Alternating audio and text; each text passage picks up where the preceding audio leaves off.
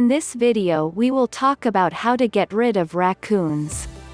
Don't forget to like, share and subscribe to our YouTube channel to be notified when we upload new videos daily. Many of you know that raccoons are known to adapt very easily to a changing environment. That is why many people have problems with the damages caused by these creatures.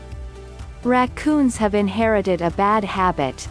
They vandalize garbage cans, fish ponds and also your very own kitchen pantry due to the fact that many houses, especially in United States, have a pet door which for raccoons is like an invitation.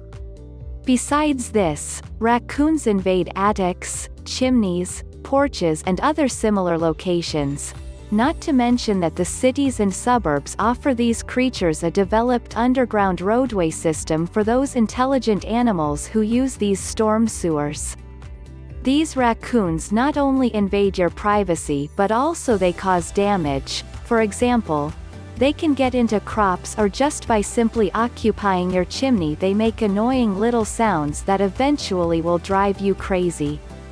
The first thing you should do is to find out if you are truly having problems with raccoons, because many people have the tendency to affirm that raccoons are the ones to blame for the damages, but in reality, the ones who should be blamed for causing these problems are dogs, cats or other friendly animals. If you don't have the possibility to observe these animals directly, the best thing you could do is to identify their tracks. In order to do this you should use the following: flour, non-toxic powders and also cornstarch. These will help you to check out footprints on hard surfaces. A useful tip: raccoons which use chimneys or attics usually begin to make noise when it is getting darker, and they stop doing this in the morning, when the sun makes its appearance. The sounds that raccoons make when they are moving can help you detect them more easily. Also, if you hear purring noises then you should know that young cubs are present. Usually, you will hear these noises when their mother comes back to the den. A wise thing you could do if you have problems with raccoons is simply wait. In other words, many of the problems made by raccoons, for example, occupation of a building, resolve themselves within a few weeks or if you are lucky, in a few days. If cubs are also causing you problems then you should know that they won't leave your attic until they are 9 weeks of age, because until then, they can't take care of themselves, so they won't venture in an unknown environment where they will be helpless. When it comes down to chimneys and attics, if yours is uncapped then raccoons will probably use it for denning, but also for giving birth and raising cubs.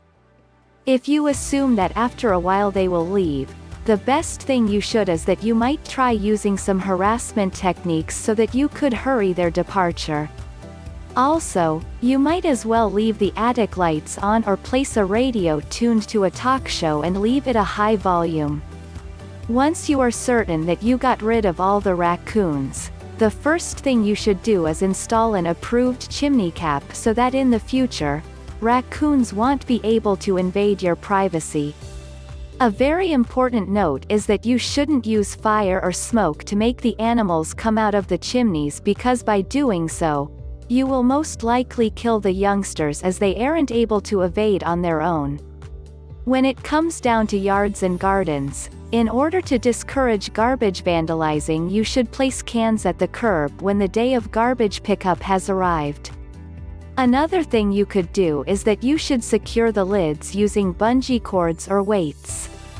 Don't forget that raccoons are often attracted by birdseed and suet, and they usually cause a lot of damage to garden fruits and also vegetable gardens, especially corn and grapes. Garden vandalizing will often occur when the foods are ready to be picked, so you should be more attentive during those periods. All in all, raccoons can cause a lot of problems, so some safety precautions should be taken in order to avoid these problems, which can become very annoying if ignored for a longer period of time. I hope you found some useful information and tips. Let me know which methods you will use. I look forward to hearing from you.